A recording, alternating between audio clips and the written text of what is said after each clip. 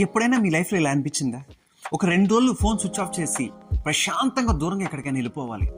మరి ఇలా అనిపించినప్పుడు ఏం చేస్తున్నారు? ఖచ్చితంగా ఏదో ఒకటి చేయాలి. లేకపోతే నీకు నీ పని పట్ల ఉన్న ఇంట్రెస్ట్ అండ్ ప్రొడక్టివిటీ రెండూ తగ్గిపోతాయి. దీన్నే మనం టెక్నికల్గా మాట్లాడుకుంటే ఒక ప్రెషర్ వల్ల నీకు క్రియేట్ అయ్యే ఒక స్ట్రెస్. యాజ్ అ సైకాలజిస్ట్గా నేను చెప్పగలను, స్ట్రెస్ అనేది చాలా పెద్ద టాపిక్. ఈ 1 మినిట్లో అంతా చెప్పలేం కాబట్టి ఏ పనులు చేస్తే కొంచెం బెటర్గా ఫీల్ అవ్వడానికి బాగుంటుందో చెప్తాను. స్టెప్ నెంబర్ 1, ఇలా అనిపించినప్పుడు నీ ఫీలింగ్ నువ్వు ఎక్స్ప్రెస్ చేసుకోవడానికి నీకంటూ ఒక మనిషి అయితే మాత్రం ఉండాలి. దీనివల్ల కొంత కాకపోతే కొంతైనా నీకు రిలాక్సేషన్ దొరుకుతుంది.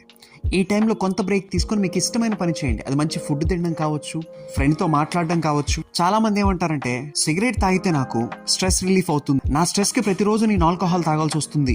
అది సిగరెట్, ఆల్కహాల్ కాదు, మనకి ఇష్టమైన ఏ పని చేసినా మనకి స్ట్రెస్ తగ్గుతుంది.